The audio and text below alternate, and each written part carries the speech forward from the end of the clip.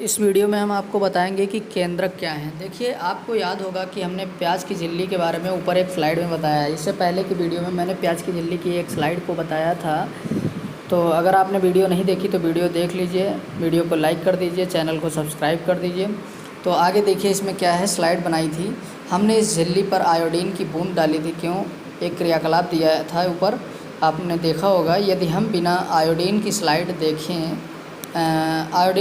देखें तो हम क्या देखेंगे? प्रयत्न करो और देखो कि क्या अंतर है। आप दोनों स्लाइड को देखिए। जब हमने आयोडीन का घोल डाला तो क्या प्रत्येक कोशिका समान रूप से रंगीन हो गई? एक पहले जब आयोडीन का घोल नहीं डाला तब देखा गया सूक्ष्मदर्शी से, और फिर आयोडीन का घोल डाल करके देखा गया कि उसमें कलर में कुछ परिवर्तन आया है।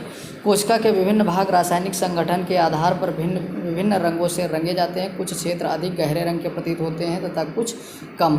तो देखिए इसमें क्या हुआ कि कोशिका को रंगने के लिए हम आयोडीन विलयन के अतिरिक्त सैफरानिन अथवा मैथिलीन ब्लू विलयन का भी उपयोग कर सकते हैं। हमने प्याज की कोशिका को देखा है, और हम इस क्रियाकलाप को आप खुद से भी पढ़ सकते हैं। हम आगे बताते हैं आपको।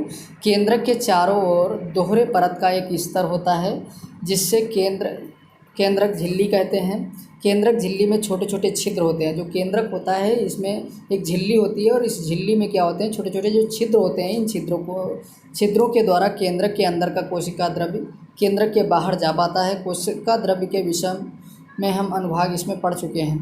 देखिए, केंद्रक में क्रोमोसोम्स होते हैं। अब ये बहुत इंपॉर्टेंट पॉइंट है कि केंद्रक में क्या होता है? क्रोमोसोम। इसको आप मार्क कर सकते हैं। केंद्रक में क्या होता है? क्रोमोसोम, जो कोशिका विभाजन के समय छुड़ाकर दिखाई देता है। क्रोमोसोम आनुवंशिक गुणों की जो सूचना होती है वो माता पिता से डीएनए डीऑक्सीराइबोन्यूक्लिक अम्ल। इसका फुल फॉर्म बहुत इंपॉर्टेंट है। डीएनए का फुल फॉर्म आता है तो होता है डीऑक्सीराइबोन्यूक्लिक अम्ल। अणु के रूप में अगली संतति में जाते हैं। मतलब जो ये क्रोमोसोम होते हैं यही आनुवंशिक होते हैं। ये एक श्रेणी से दूसरे, मतलब अपने माँ बाप से बच्चे में जाते हैं, फिर बच्चे की अगली पीढ़ी में जाएंगे, इस तरीके से अगली पीढ़ी में जाएंगे। इन्हीं से पता करते हैं, ठीक है। अणु के रूप में क्रोमोसोम डीएनए और प्रोटीन के बने होते हैं। अब ये भी बहुत इंपॉर्टेंट पॉइंट आपका है कि क्रोमोसोम किसके बने होते हैं?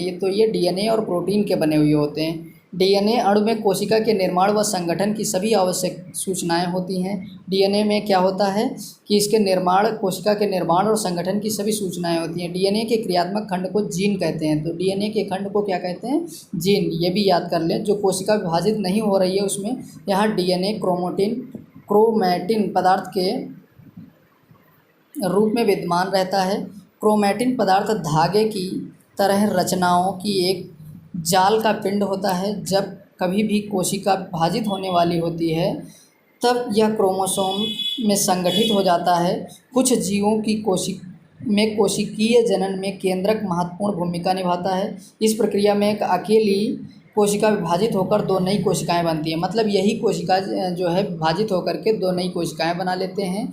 यह कोशिका विकास और परिपक्वन को निर्धारित करती है, साथ ही सजीव कोशिका में रासायनिक क्रियाओं को भी निर्देशित करती हैं। देखिए, बैक्टीरिया जैसे कुछ जीवों में कोशिका का केंद्रीय क्षेत्र बहुत कम स्पष्ट होता है, क्योंकि इसमें केंद्रक झिल्ली नहीं होती है।